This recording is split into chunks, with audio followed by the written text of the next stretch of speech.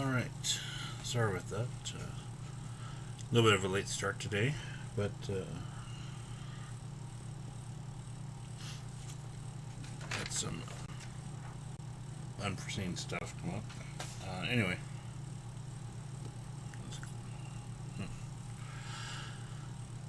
Hope everyone's doing alright today and having a good week so far.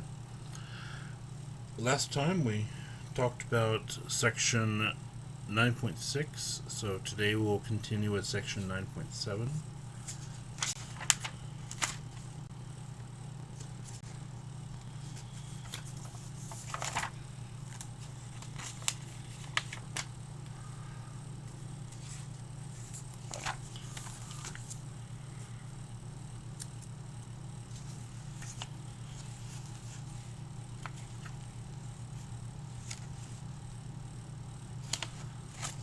Here we go.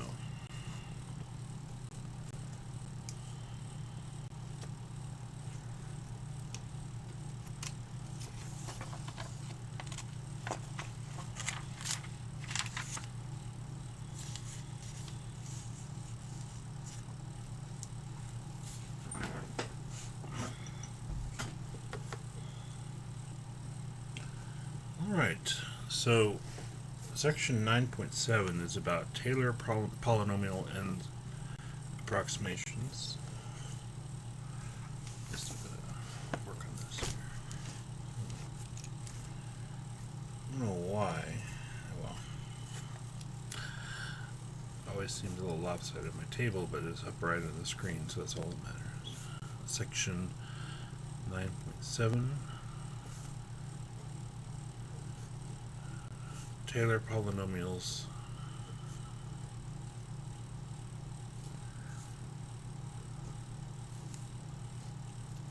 and approximations.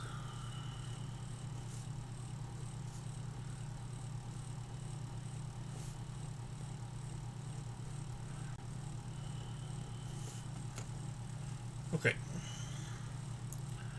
So a Taylor polynomial is basically a polynomial of size n, meaning its nth degree. Okay, and it also means that it has n plus 1 terms in this polynomial. And a Taylor polynomial is a way of approximating certain functions, certain common functions such as e to the x, and it's a way of finding values of those functions for particular situations. I don't know to what extent we'll talk about it in this section today, but it is something that we will discuss during the remaining part of this chapter. But that's a large part of what we want to talk about here is polynomial approximation of elementary functions.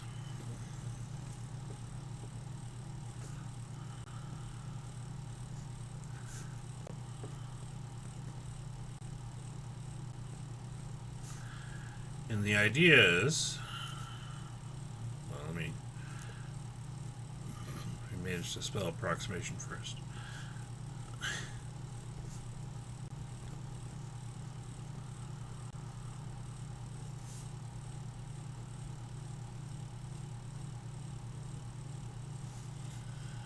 And the idea is that if we want to be able to approximate like e to the x, cosine x, sine x, natural log of x, that kind of thing, then we need to be able to find a polynomial to represent them, and we can use that to approximate. There's other ways to do approximations, as we've looked at in previous chapters in this textbook, or previous sections. We were able to do approximations with the trapezoid rule and Simpson's rule for the area under a curve, and we looked at a similar process with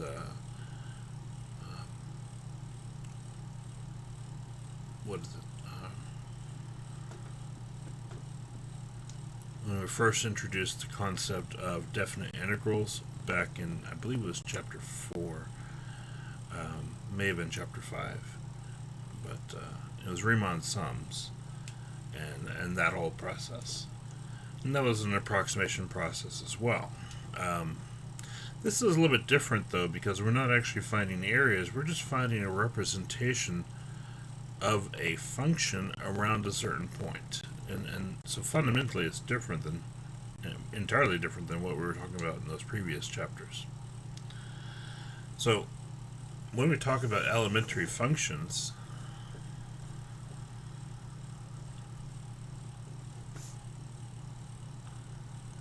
we mean things like e to the x, cosine x, sine x, log x, all these different things that we've been talking about throughout the course.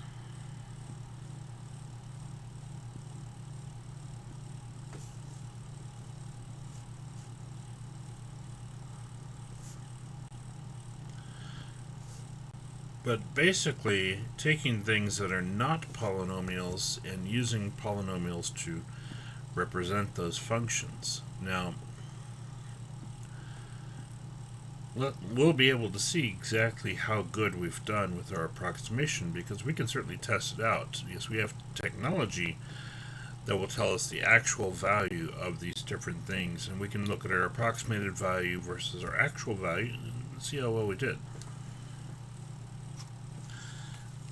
I'll get my calculator out for that.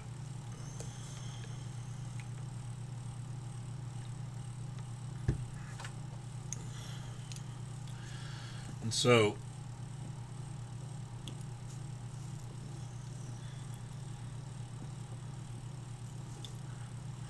let's just dive into this this formula for Taylor polynomials.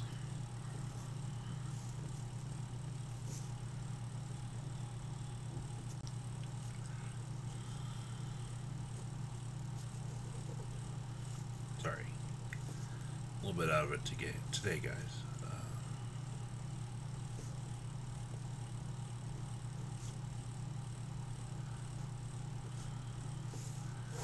Taylor polynomial, and Taylor is a kind of a general, well, it's a person's name, first of all. It's, I believe it's Brooke Taylor.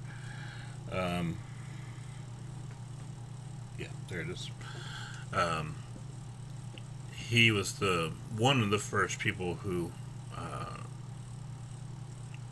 discovered and wrote about this concept of approximating functions using polynomials specifically.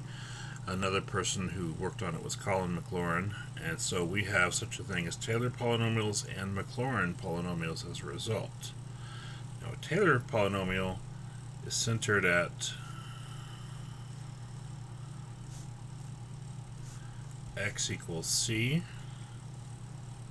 Yes, we'll use c.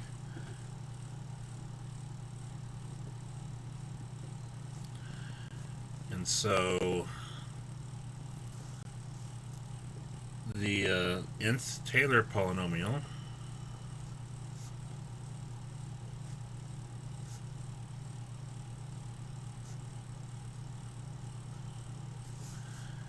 is p sub n of x equals, and we'll write f of c plus f prime of c times x minus c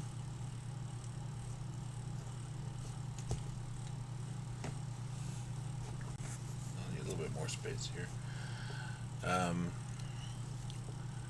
plus f double prime of c times x minus c squared over 2 factorial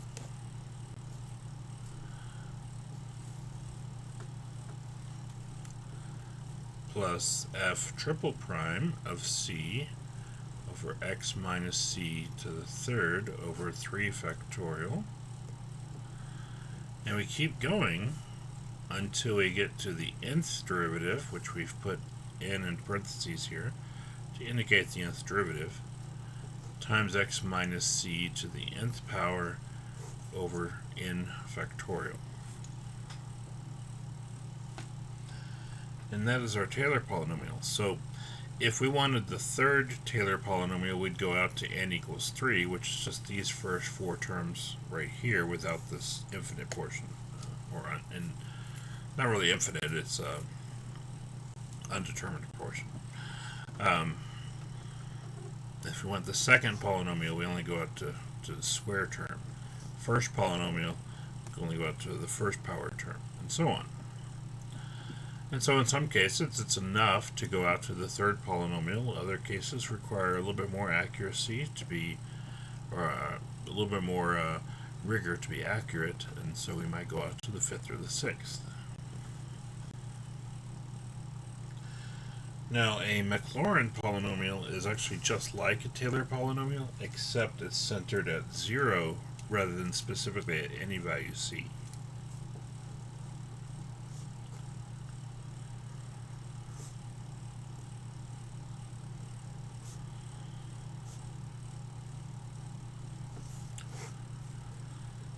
Okay, and really that's the only difference between the two. The complete formation of the Maclaurin polynomial is the same as what we see there for Taylor. The difference being that we just plug in 0 instead of c. Okay, and c is kind of a placeholder anyway, because we could say this is centered at 0 also and still counts as a Taylor polynomial and a Maclaurin polynomial. This is what happens when we have multiple mathematicians discover something independently of each other. One person does one thing and one person does a different thing, and we'd like to honor both of their work. But overall, Taylor's work ended up being a little bit more inclusive as far as the different possibilities go.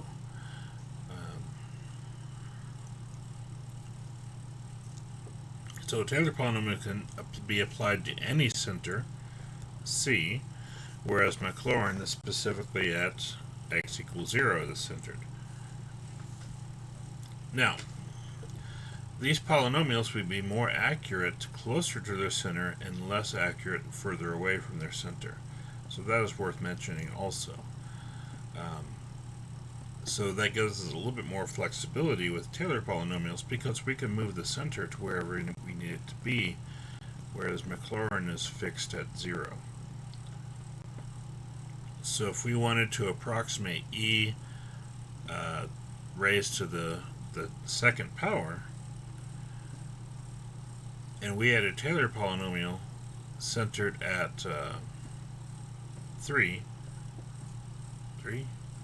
maybe we'll say 5, and we had a Maclaurin polynomial centered at 0, the Taylor polynomial is, well, we would actually want to center it at,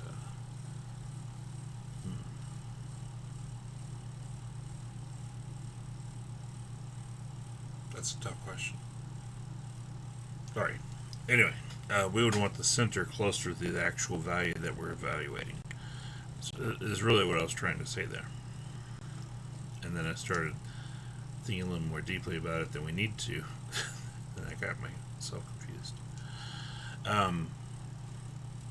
Anyway, so that's the difference between the two. Maclaurin is centered at 0 and Taylor is centered at C.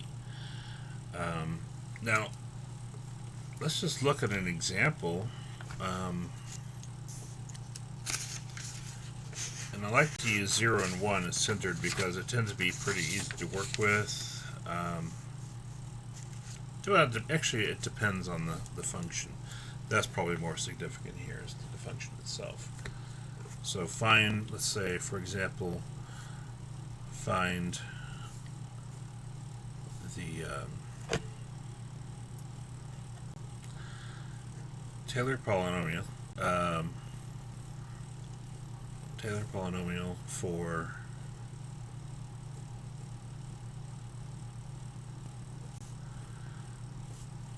f of x equals e to the x centered at 0, which I guess technically makes it a Maclaurin polynomial also,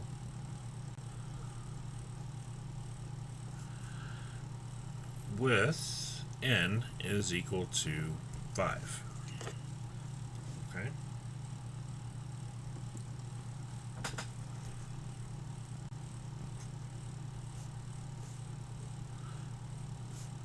Now, if we know x is 0, or our center is 0, then we know our polynomial will be f of 0 plus f prime of 0 times x, f double prime of 0 times x squared over 2 factorial, f triple prime of 0 x cubed over 3 factorial,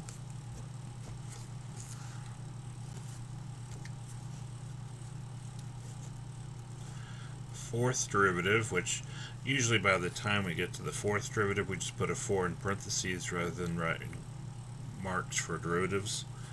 Even at 3, sometimes you'll see textbooks write 3 in parentheses rather than triple prime. I'm okay writing triple prime myself. I think that's a personal choice.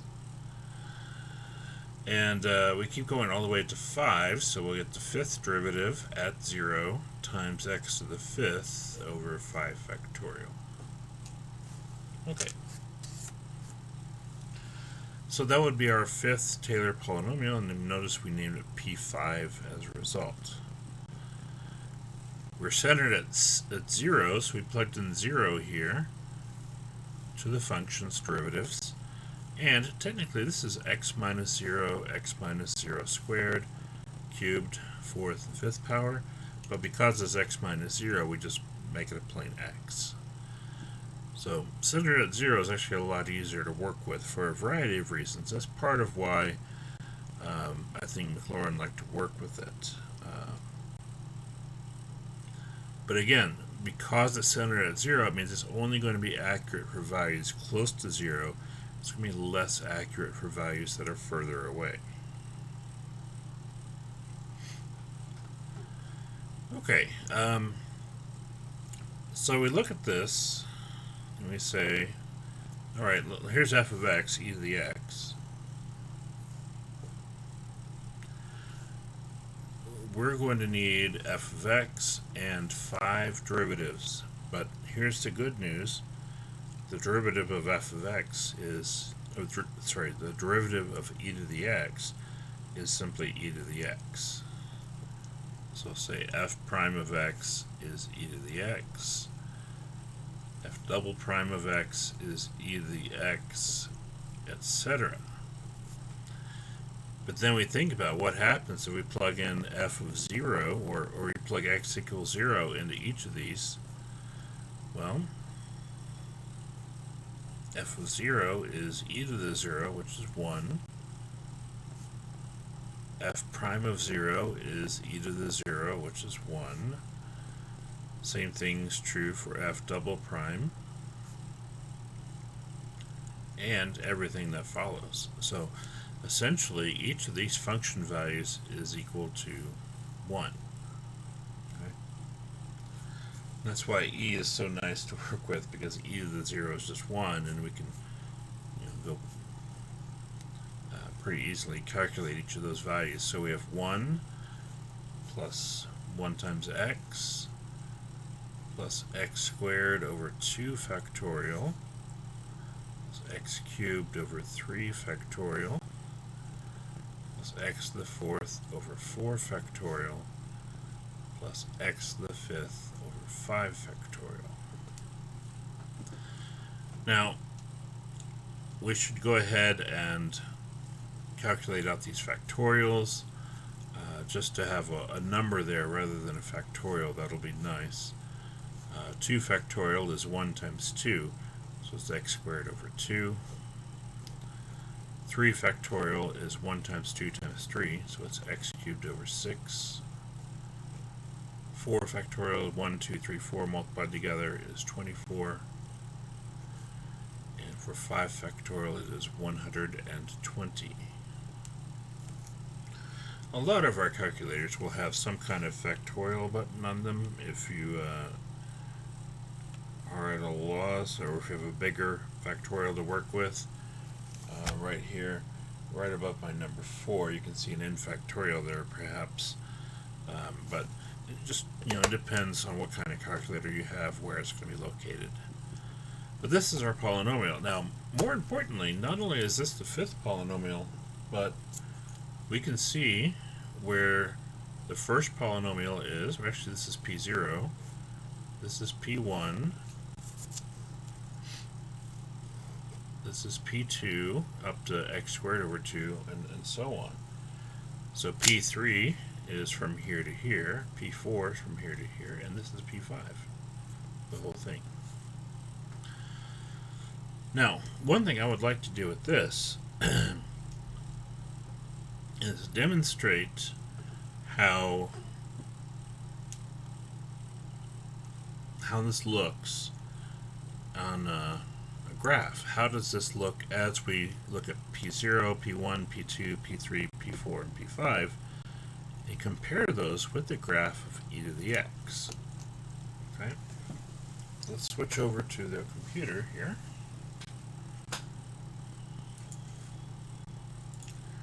We'll go to Desmos.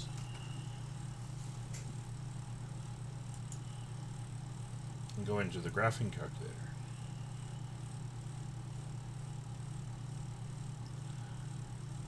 Alright, so we start off P1 of x.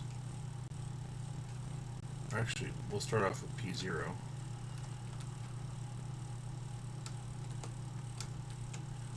And that's just 1.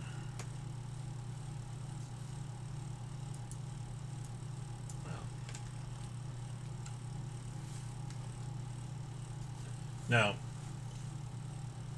P0 is just 1. That's our horizontal line here. It's not a great approximation, but with only one term, it's not really going to be. P1 of x, we said it was 1 plus x. Okay. Drag this down here. This would be a little bit more of our focus area.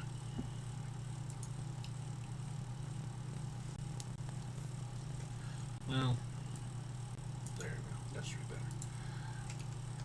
P2 of x, we said 1 plus x plus x squared over 2. And that gave us a quadratic graph. Now, what we're actually doing here is we're slowly building up P5, and we're looking at how the graphs evolve. So we start off with the horizontal line, then we get a diagonal line, then we get a parabolic curve. Now, right here, they all seem to go through the same point, 0, 1. And it's not for any, and the reason for that is because e to the 0 is 1, and that's connected to that point. And so all of our graphs should go through that location because of that. I'm just going to copy and paste from here.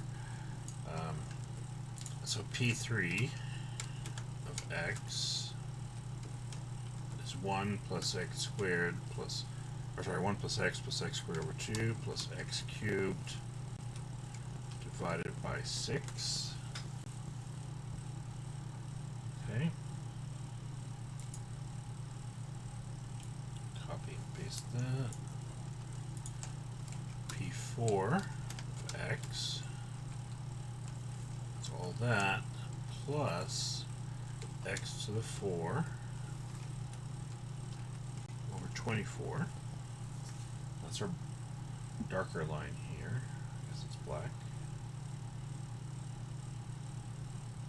Still kind of a parabola, but a little more lopsided down here. You can see the curvature changing from what we normally expect to see. And we'll copy all that.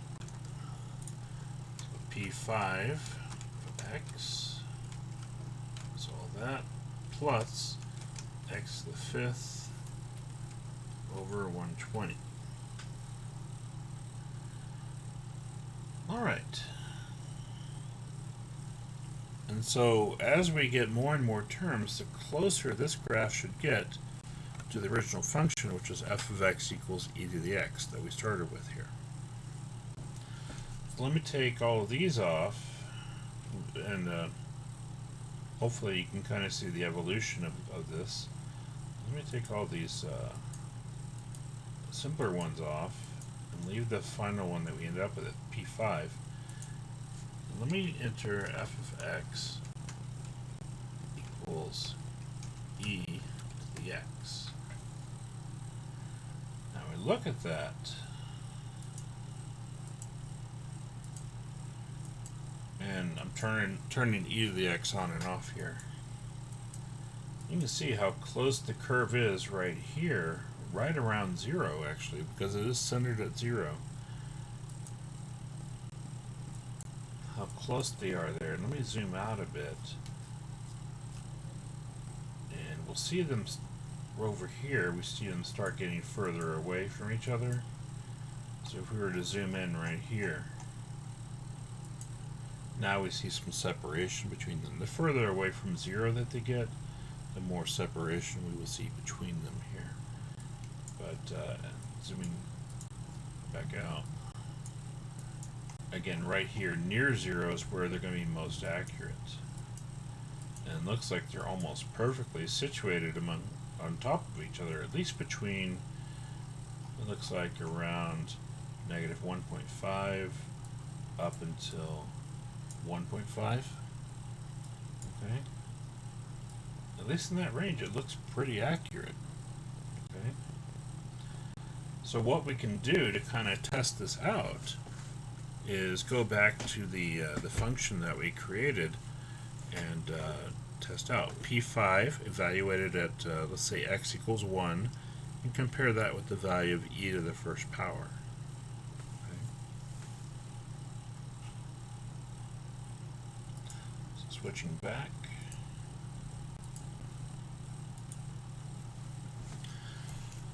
So again, here's P5. So let's find P5 of 1.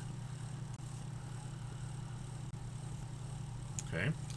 That means we have 1 plus 1 plus 1 squared over 2 plus 1 cubed over 6, 1 to the 4th over 24, and 1 to the 5th over 120. So it's 1 plus 1 plus 1/2 plus 1/6 plus 1/24 plus 1 over 120.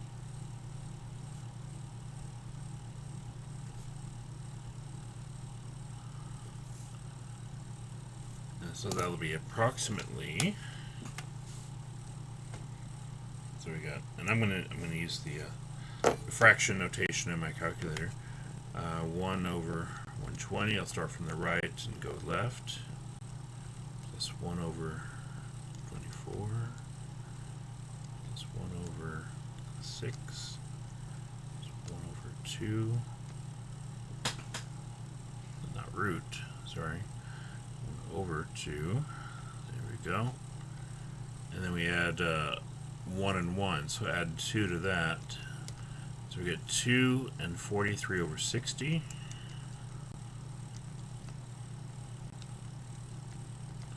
Which is 2.71, and then we have a 6 repeating.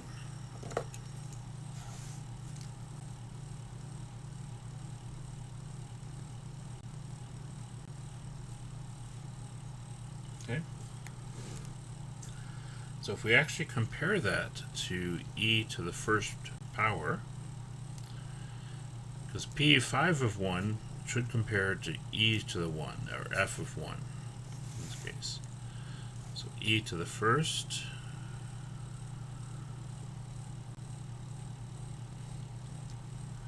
with 2.71828.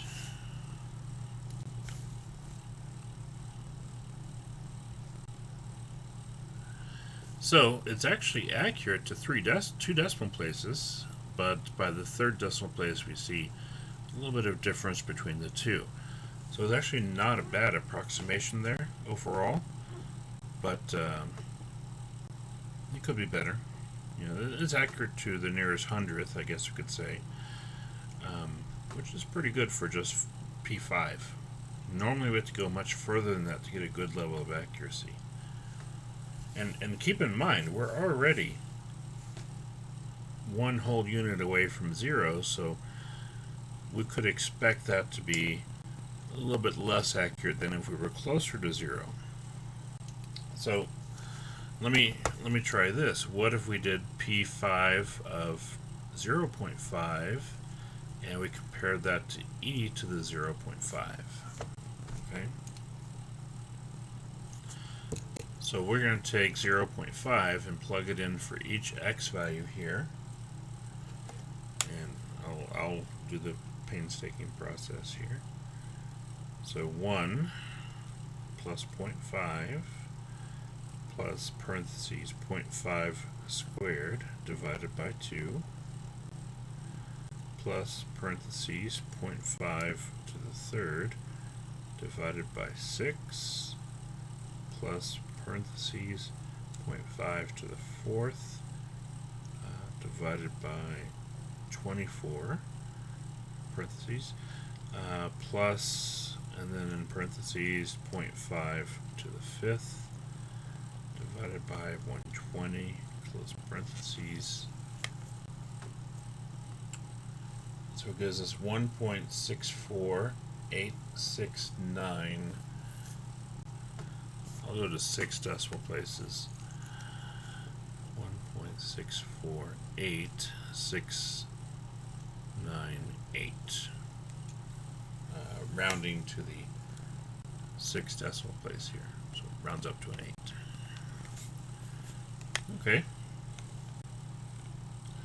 At the same time, we would like to take e to the 0.5 and compare. So e to the 0.5 is 1.64872.1 and so on. Okay.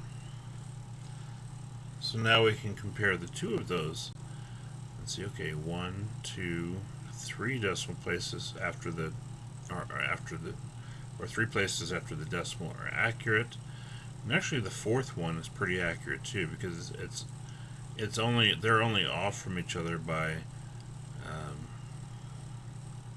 about, what is that, 0.0000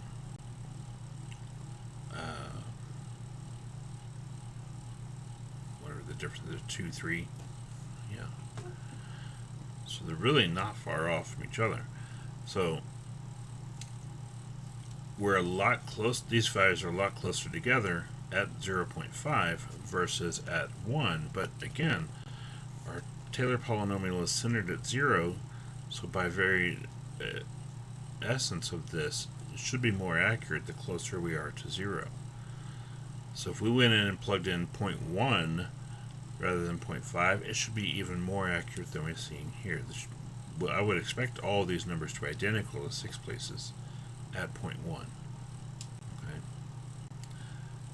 And so the point is that the Taylor polynomial is pretty accurate near its center, but the further away we get, the less accurate it is.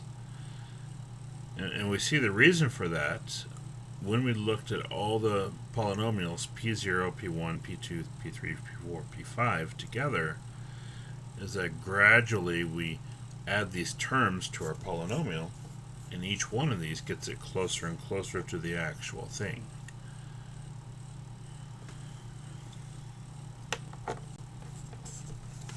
Okay.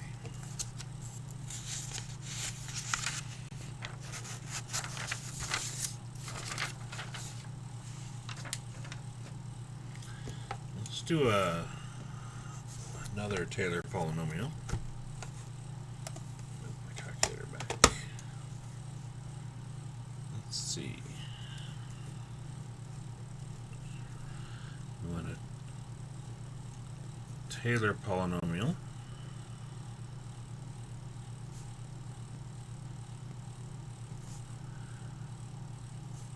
for f of x equals natural log of x plus 1 with center at x equals 0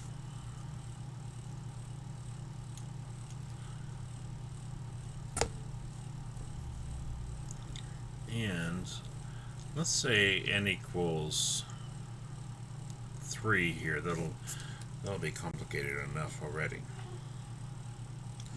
And again, I chose a center of 0, so technically this is also a Maclaurin polynomial. But realistically, we could call everything a Taylor polynomial and that'll be fine. Okay. Now, the way I like to start out on these is finding all of my derivatives first. So that's what I recommend here. If we're given f of x, we need them in n equals 3. That means we need to find 3 derivatives of f of x. And we need to plug the center into each of those. So we have natural log of x plus 1. Now f prime of x, if we take the derivative of this, the derivative of a logarithm, we put the interior expression on the denominator and we take the derivative of x plus 1, which is 1, and we put it on top. So we could think of that as x plus 1 to the negative 1 power. And I like that because it helps us take the derivative a little bit more easily for the remaining parts. So the derivative of x plus 1 to the negative 1 is negative x plus 1 to the negative 2, or negative 1 over x plus 1 squared. And then our third derivative, multiplied by the negative 2, so it's positive 2 times x plus 1 to the negative 3. These are just chain rule derivatives, but notice that the derivative of the inside portion is just 1, so multiplying by 1 each time doesn't really add any additional terms here.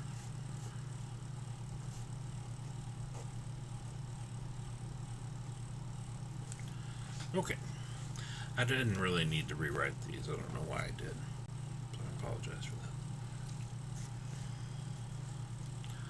So we need to find f of 0, f prime of 0, f double prime of 0, and f triple prime of 0. And again, we're plugging in x equals 0. We're plugging in the center, which is 0 specifically. Now, putting the 0 in for x, we have natural log of 1, which is 0. Plugging in x equals 0 here, 1 over 1 is 1. For f double prime of 0, negative 1 on top, 0 plus 1 squared is 1 on bottom, so negative 1 over 1 is negative 1. And for 0 here, it's 2 over 1 cubed, so 2 over 1 is 2. This time we looks like it might be getting an alternating term. We have positive, negative, positive. We kind of rule out that 0 because the logarithm is kind of its own thing, whereas this is now following a distinctive pattern. So I think it will become alternating because we keep multiplying by this negative exponent in front, and that's just going to make it negative every other time, basically. So that's interesting, I think. Anyway, so we get 1, negative 1, and 2 for our 3 derivative values. Okay. And for P3, since n is equal to 3, we know it's f of 0 plus f prime of 0 times x plus f double prime of 0, x squared, over 2 factorial, and f triple prime of 0 times x cubed over 3 factorial. Now we can plug in these 4 values for f of 0, f prime 0, f double prime, and f triple prime 0. Now f of 0 is just 0, so we can just ignore that, but we'll start with a 1 here, minus x squared over 2 factorial, and this will be plus 2x cubed over 6, 3 factorial is 6, but if we have 2 over 6, we can actually reduce that to x cubed over 3. Oh, this is an x, I'm sorry. So we have x minus x squared over 2 plus x cubed over 3.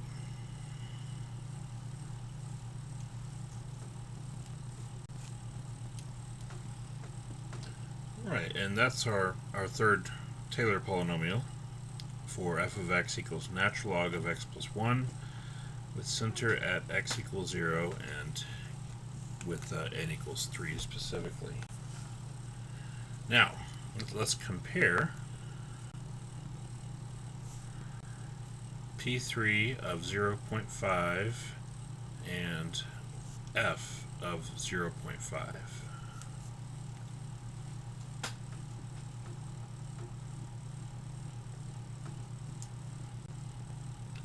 Okay, P3 of 0.5 is going to be 0.5 minus 0.5 squared over 2 plus 0.5 cubed over 3.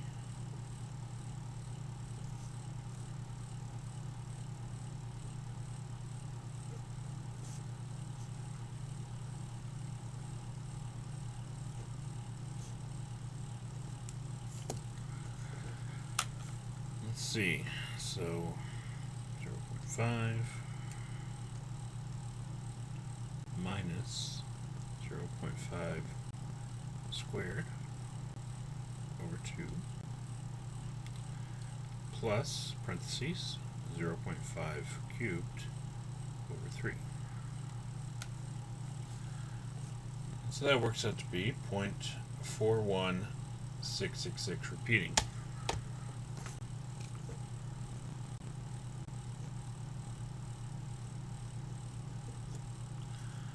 And then we look at f of 0.5.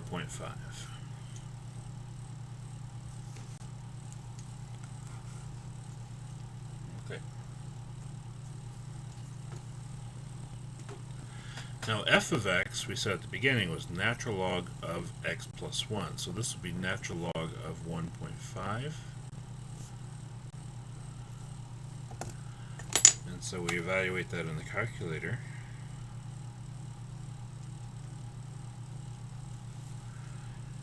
And we get 0.405465.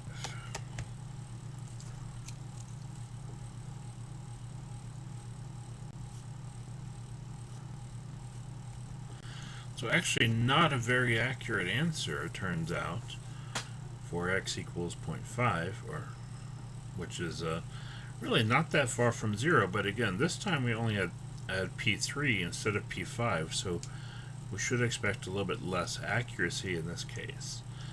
Also, different functions, like here we're working with a logarithm instead of an exponential from last time. Different functions will have different rates of convergence to the actual answer. The exponential is usually like a best case scenario, whereas the logarithm is a little bit different to work with overall. Anyway. Now again, it's not absolutely necessary that we test these out, but I like to demonstrate that, I mean, this should be fairly close to each other, even though they're not equal.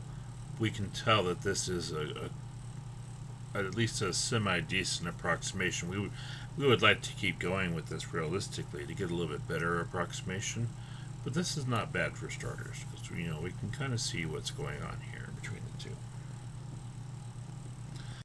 But again, the book will largely just ask us to find the polynomial and not necessarily go through, comparison of values like I'm doing. I just want to show you how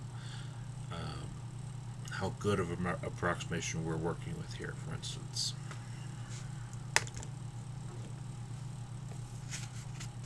Now let's look at a Taylor polynomial with a center besides 0, because I think that'll be interesting. And let's use a trig function like sine or cosine. I think we'll do that. So let's see. We want to create Taylor polynomial.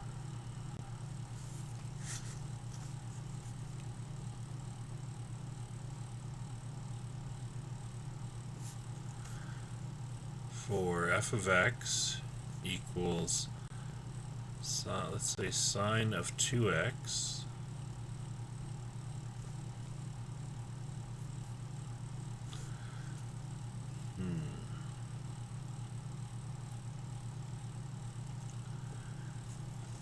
and we'll say that it's centered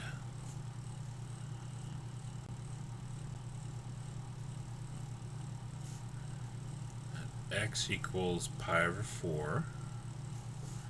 Notice that we'll use radians, of course, and with n equals, let's go n equals 4. I think that should be good here.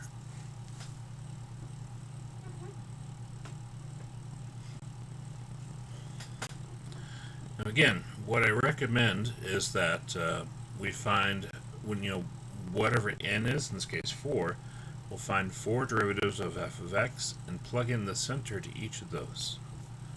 And that's how we'll start off. F of x is sine of 2x.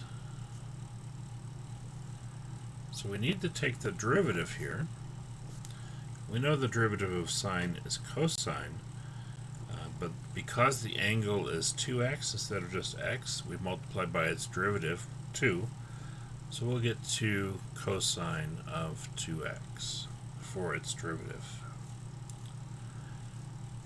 And each derivative will basically be multiplied by 2 each time, in addition to what normally happens to the derivative of the trig term itself. So for the second derivative, for 2 cosine 2x, the derivative of cosine is negative sine, and then multiply by 2 again, so this will be a 4, so negative 4 sine 2x. The angle stays the same, it's just the function and the outside number are changing. For a third derivative, might have written down 4 marks there, so I apologize. For a third derivative, that'll be a positive 8 cosine 2x. And our fourth derivative will be negative 16 sine 2x.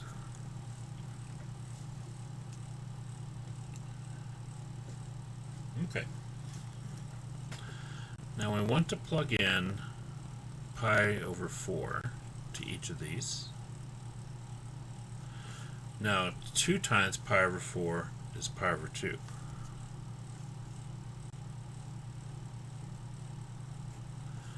Because if we plug in pi over 4 for x, then 2 times pi over 4 is pi over 2. So we want to evaluate sine of pi over 2, which is 1.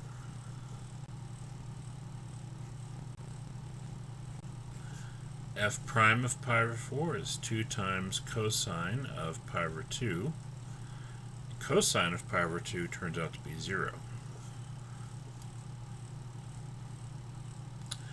F double prime of pi over 4, that is negative 4 sine pi over 2.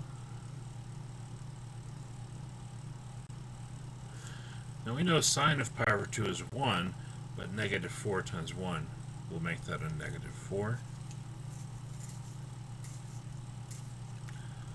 For a third derivative, plug in pi over 4. So we get 8 times cosine of pi over 2. However, cosine of pi over 2 is 0, so we get 0. What we'll notice happens here is that every time we get to a cosine term, it's going to be 0 because cosine of pi over 2 is 0. And so what we'll find is that every other term here is going to be 0. And so we get to the fourth derivative and plug in pi over 4, so it's negative 16 times sine of pi over 2. Sine of pi over 2 is 1 times negative 16 is negative 16. So what essentially happens here is that whenever we have a sine or a cosine function, we end up with a kind of an interlacing of series. We have our sine series here, which are occurring first and then third and then fifth and then seventh. But these are the even terms, in this case 0, 2, 4, 6. whereas the cosine hits on the odd terms, 1, 3, 5, and 7, those are all going to be 0.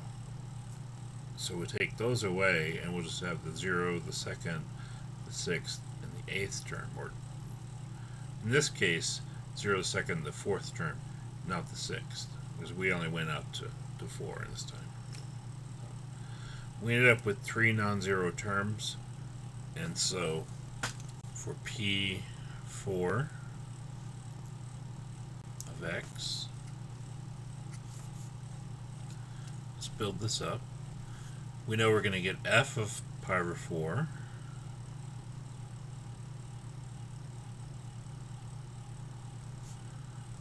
plus f prime of pi over 4 times x minus pi over 4. It's x minus c, but it's x minus pi over 4.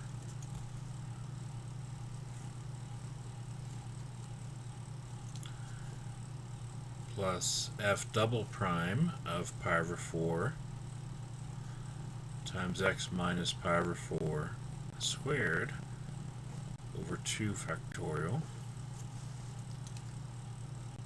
plus f triple prime of pi over 4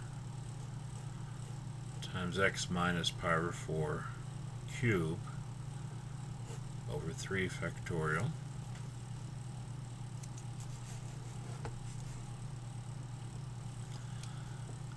plus the 4th derivative at pi over 4 times x minus pi over 4 to the 4th over 4 factorial.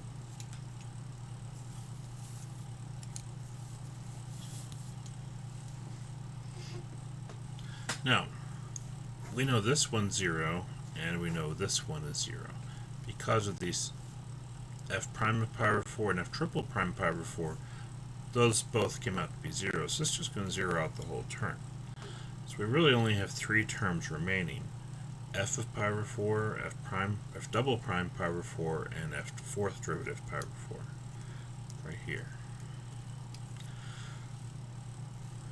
So let's plug in those numbers. F of pi over 4 we said is 1. F double prime pi over 4 is negative 4, which I guess I should say minus here. 4 times x minus pi over 4 squared over 2 factorial. We'll reduce that in a moment. Plus, well, actually minus, sorry. Or is it minus? Gosh, can't believe I did this, guys.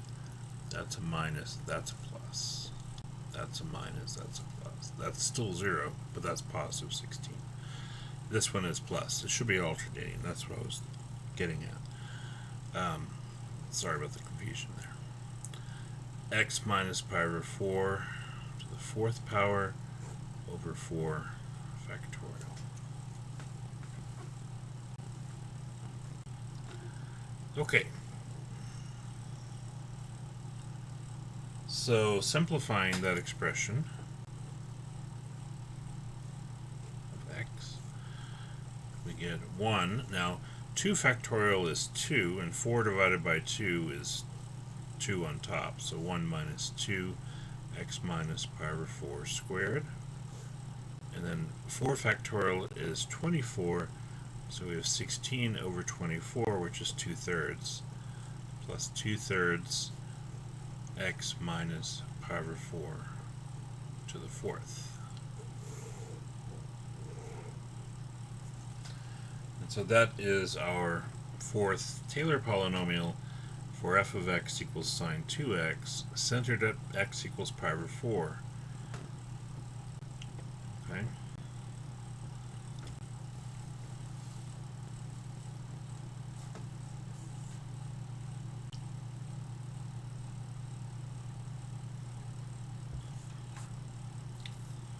Now, pi over 4, if you recall,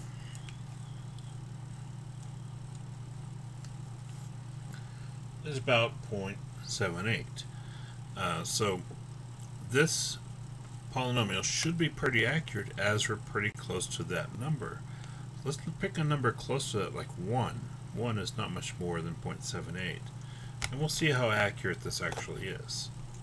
So we'll compare P4 of 1 with F of 1.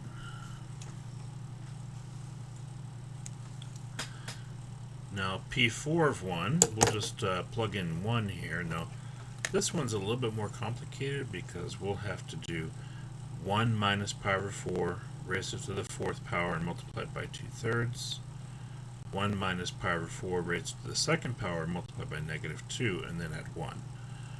I always like to work from the more complicated side to the more simple side. That way I do the harder stuff first, and then at the end I could just add 1, for instance. Again, you don't have to do it that way. That's just a suggestion. So 1 minus pi over 4 raised to the 4th power, and then multiply that by 2/3 in front.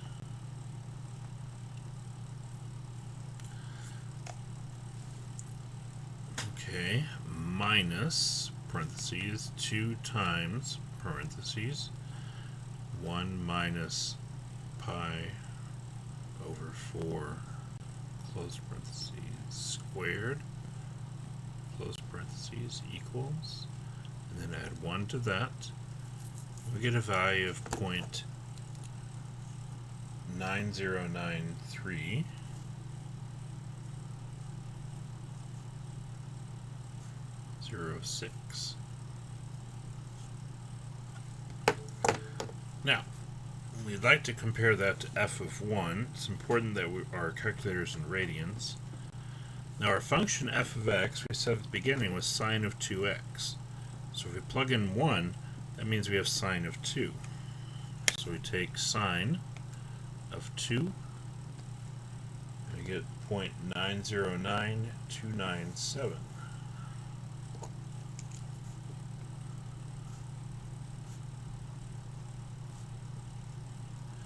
Which is actually not bad for just having 3 terms here. Okay. Now we're not that far away from the center value of pi over 4. 1 is, like I said, is pretty close to 0.789.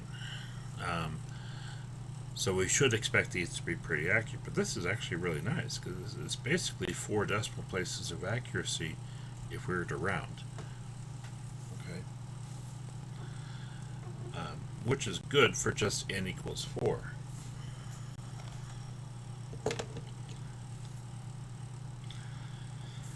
Now, if we picked a number further away, like we tried to plug in pi over 2 instead, then we would get a much less accurate answer.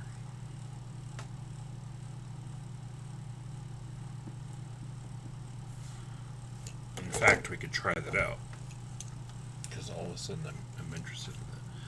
So if we do P4 of pi over 2, and we compare that with f of pi over 2. P4 of pi over 2 means we pi over 2 minus pi over 4, which is essentially 1/2 minus 1/4, which is 1/4. So pi over 4 to the 4th power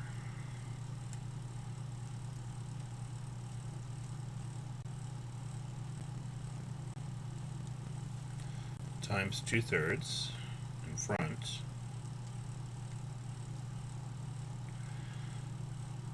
minus, then we have 2 times pi over 4 squared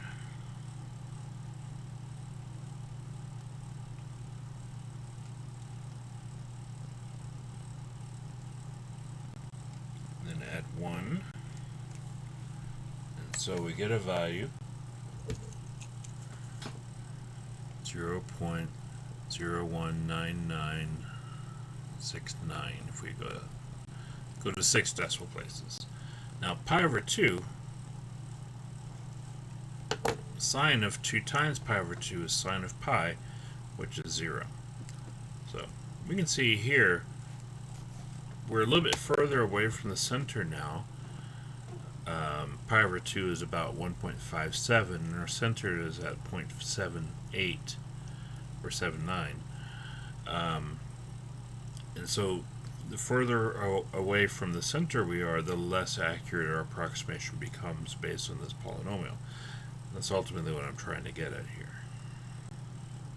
So we're creating these polynomials, but at the same time we're demonstrating that closer to the center they're pretty accurate, but further away from the center they're less accurate. Okay.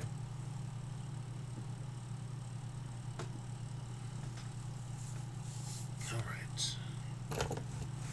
Let's see what else I need to do for this section.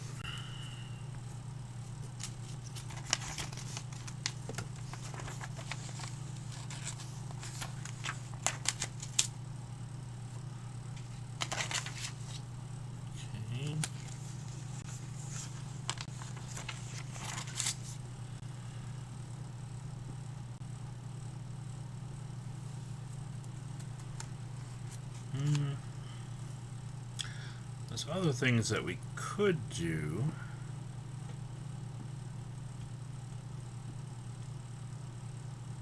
I don't know if I want to go that far.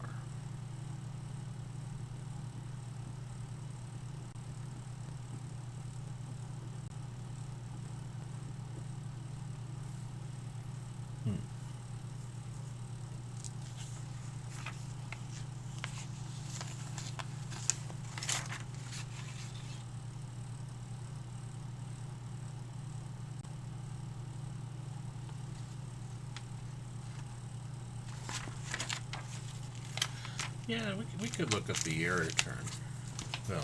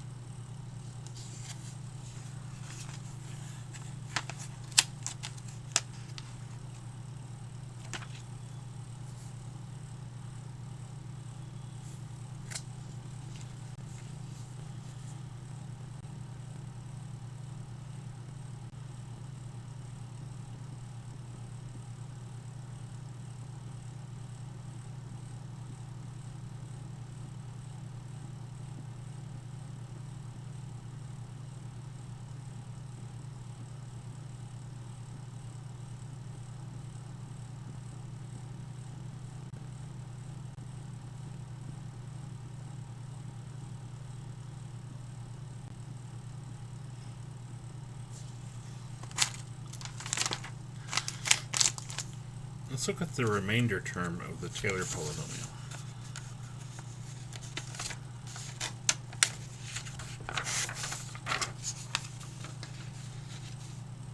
Which we'll call R of n. The book identifies this as Taylor's theorem.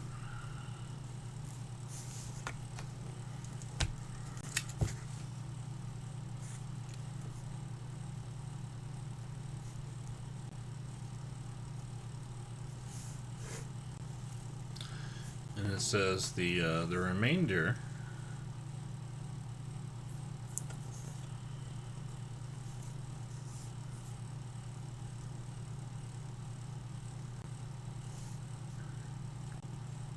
of a Taylor polynomial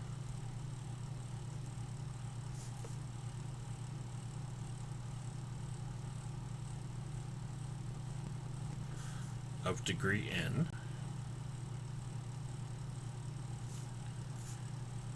is approximated by its n plus 1th term.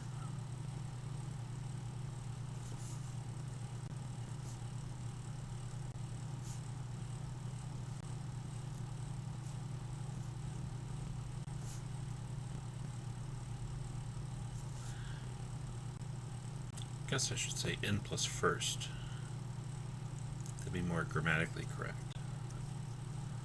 Anyway, so we'll call it R sub n of x is equal to f with the n plus 1 derivative of c, that's the center, times x minus c to the n plus 1 over n plus 1 factorial.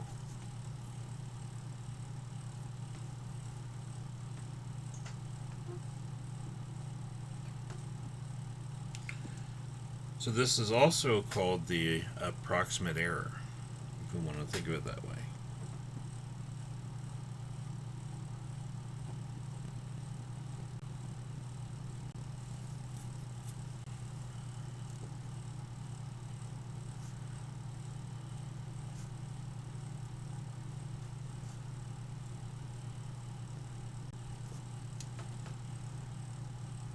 Okay.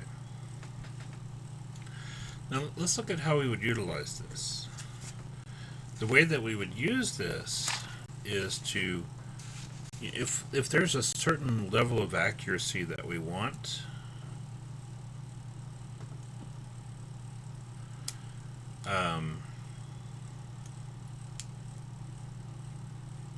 we could certainly utilize this to our advantage. Let me show you. This is problem 52 on page 649.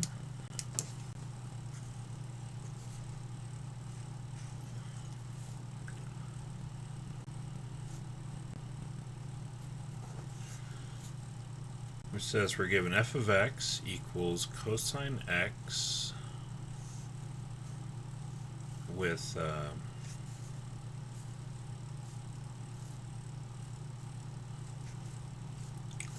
we want to approximate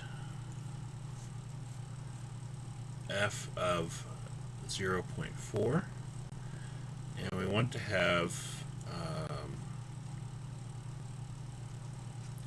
error less than 0.001. And this is using a Maclaurin polynomial, so c is 0.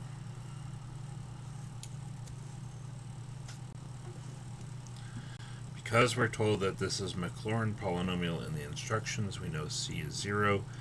Otherwise, they would give us the value of c.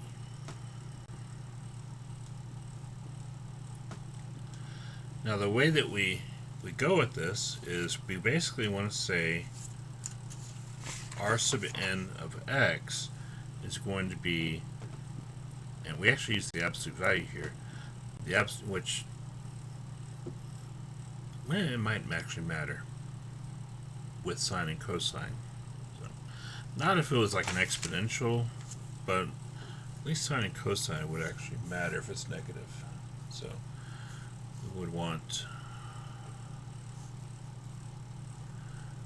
absolute value of r sub n of x to be less than 0.001 based on the error that they gave us. Okay.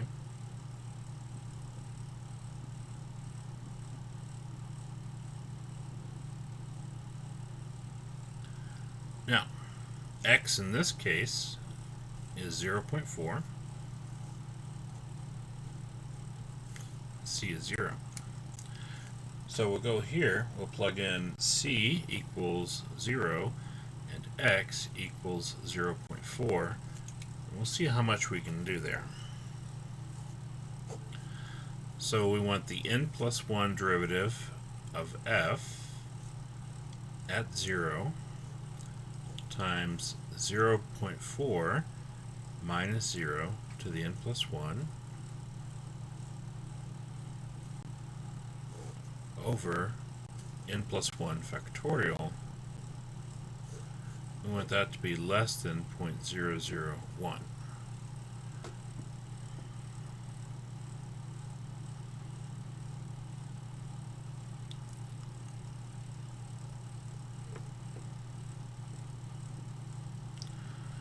Okay.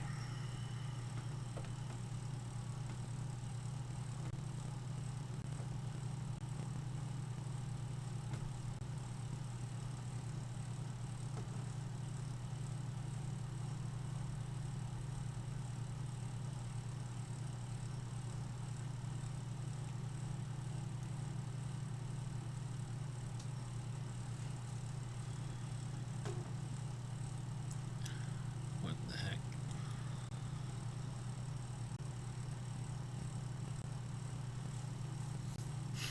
This is a little tricky because we're dealing with cosine of x, but at 0, that means either it's 0 or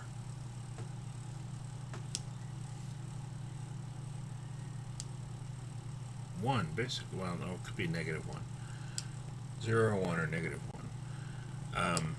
Because if we have f of x is cosine of x, and we plug in 0, cosine of 0 is 1. Let me write this down.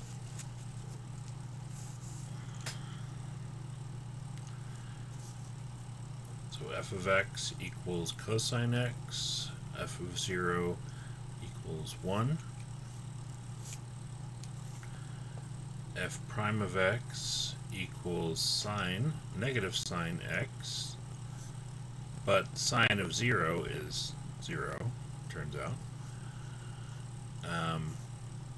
F second derivative of x is negative cosine x, so f double prime of 0 is negative 1, and the third derivative is positive sine x, but the sine of 0 is still 0. So for our values here, we either get 1, 0, or negative 1, or 0 again. So for this term here, and we are taking the absolute value, I would go ahead and just use the 1. We want to make this as large as possible in order to guarantee that we're going to be getting a good result. Okay.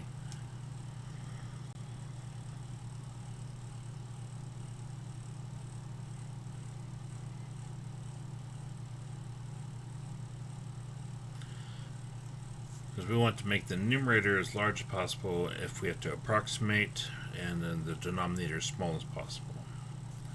So I'm just going to use a 1 here for that. And so what that means is that we're left with 0.4 to the n plus 1 over n plus 1 factorial is less than 0.001. At this stage, we just tried trial and error. And we'll just start plugging in numbers. So I'm going to start with n equals 1. And so we'll do 0.4 squared divided by, so this would be 0.4 to the second over 2 factorial, which is 2. That gives us 0.08. 0.08 is not less than 0.001, so we should keep going. So let's try n equals 2.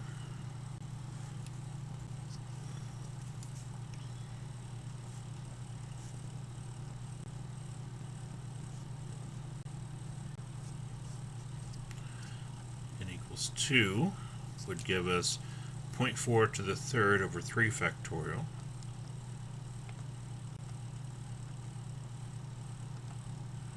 Which is 0.0106. But it's not less than 0.001, so that one doesn't work either. And then n equals 3, let's try that. That'll be 0.4 to the 4 over 4 factorial.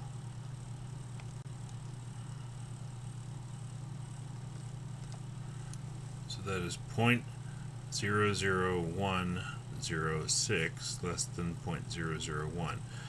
Now, it's not quite there. It's almost exact though, so I'm pretty confident that n equals 4 is going to be our answer.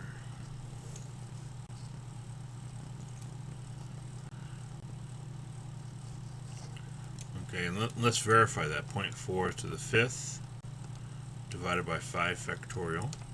And that gives us 4 zeros and an 8. So 0.00008 less than 0.001. Check. Okay. So what that tells us is that if we want to have f of x equals cosine x and approximate the value of f of 0.4 with an error of less than 0.001, so basically 3 places of accuracy, we'll need to use n equals 4 to create that polynomial, which is pretty reasonable, I think. Anyway,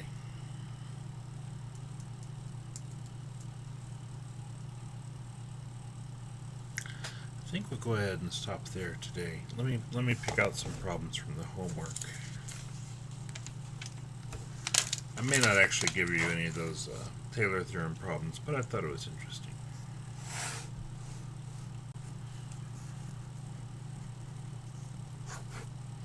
This is on page 648.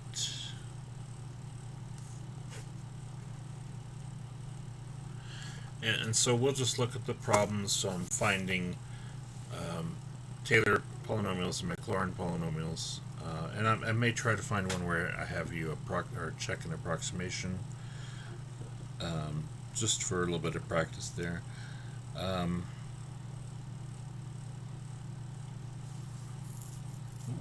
Like that one. So try 17 and 23.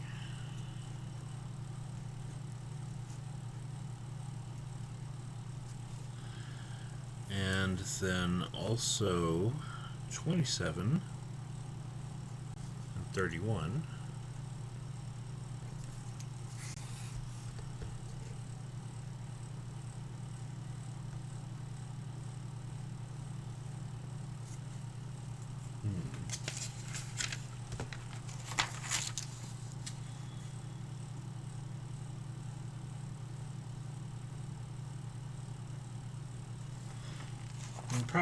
Probably that's all we'll do. Sorry. So just those 4 problems, but so there's 2 Maclaurin polynomials and 2 Taylor polynomials to find there. I think that'll be good practice, so I recommend doing those. Anyway, so we'll stop there, and we're moving right along through chapter 9. So be sure you're keeping up with it and staying on top of all these problems. There's a lot to chapter 9, and so when we take our test, eventually it'll be over 10 sections. And so I'll make sure I give you a review that really informs you as far as the different types of problems to expect, and gives you some good practice problems. That way you'll have a pretty good idea of what's going to be on the exam. Maybe a little bit better than what I've given in the last 2. I'll probably give you an actual practice test. That way it'll be pretty much like what is on the exam, just different problems, but the same types of questions. I think that'll be a little bit more informative, especially with as much stuff as we have in this chapter. I think it'll be nice to let you focus a little bit more on certain types of problems than others. So I think we'll do that. Anyway, so that'll be coming up pretty soon. We still have 3 more sections to cover. So we'll start on Power Series in section 8 on Thursday, and we'll go from there. So y'all have a good rest of the day. Take care, and I will see you all then. Bye.